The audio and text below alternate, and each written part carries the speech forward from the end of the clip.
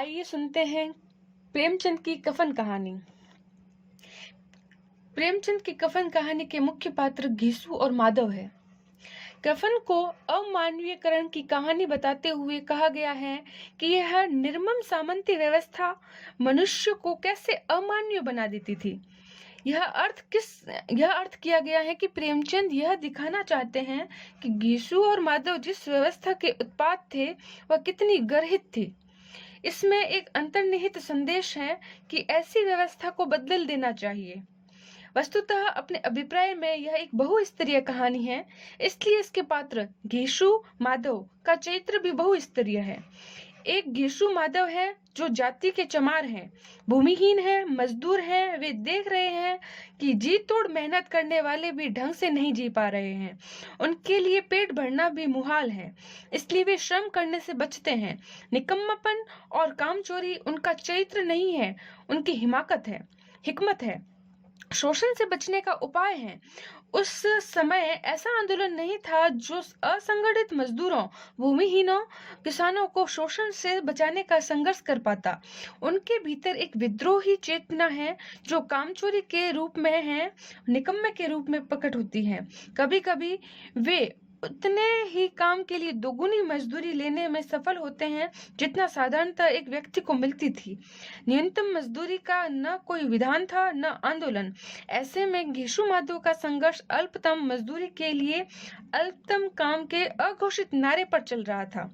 दूसरे घीसू माधव वे हैं जो दर्द से छटपटाती बुधिया से बेपरवाह आलू खा रहे हैं। ऐसा वे अमानवीयता के नाते नहीं बल्कि असहायता के नाते कर रहे थे। वे बेपरवाह होने को भी विवश थे। जब ओझा भी देखने के लिए 1 रुपया मांग रहा हो और जेब में फूटी कौड़ी न हो तो बेपरवाह होने के अलावा उनके पास चारा भी क्या था।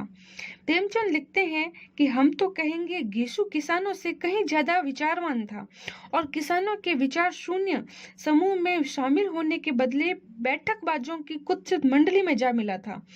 उनका जन्म भले ही दलित वर्ग में हुआ हो, उनका चरित्र दलित नहीं है, बैठकबाजों की कुत्सित मंडली का चरित्र है। इसलिए इन दोनों का आलू खाना पृष्ठभूमि में बुधिया का दर्द से छटपटाना एक दृश्य भर नहीं है, एक रूपक भी है।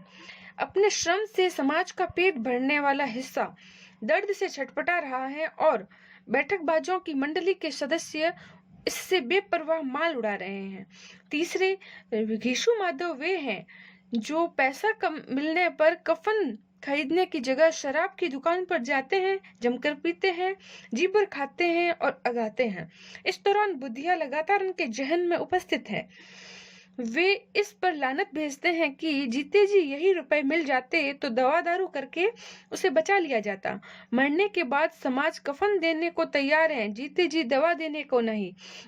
वे बुधिया की मेहनत याद करते हैं और उसके प्रति श्रद्धानत होते हैं। भगवान से उनके लिए सीधे वैकुंठ में स्थान सुरक्षित करवाते हैं। उनमें अपराध बोध और कर्तव्य बोध का मिश्रित भाव जगता है। उसके ठीक बाद दुख और निराशा का दौर आ जाता है। माधव कहता है, मगर दादा बेचारी ने बड़ा दुख भोगा, कितना दुख झेल कर मरी। ध्यान रहे यह वही माधव है जो थोड़ी देर पहले आलू के चक्कर में दर्द से तड़पती हुई बुधिया के पास तक नहीं गया और उसके कफन के पैसे से शराब पी गया। अब कातर होकर रोता है। उसका पिता दार्शनिक अंदाज में समझाता है कि खुश हो बेटा कि वह इतनी जल्दी माया जाल से मुक्त हो गई।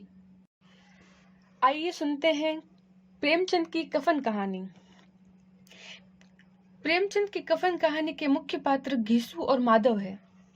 कफन को अमानवीयकरण की कहानी बताते हुए कहा गया है कि यह निर्मम सामंती व्यवस्था मनुष्य को कैसे अमानवीय बना देती थी। यह अर्थ किया गया है कि प्रेमचंद यह दिखाना चाहते हैं कि घीसू और माधव जिस व्यवस्था के उत्पाद थे वह कितनी गर्हित थी। इसमें एक अंतर्निहित संदेश है कि ऐसी व्यवस्था को बदल देना चाहिए।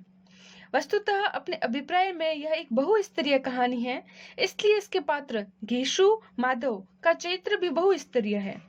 एक घीसू माधव है जो जाति के चमार हैं, भूमिहीन है, मजदूर हैं। वे देख रहे हैं कि जी तोड़ मेहनत करने वाले भी ढंग से नहीं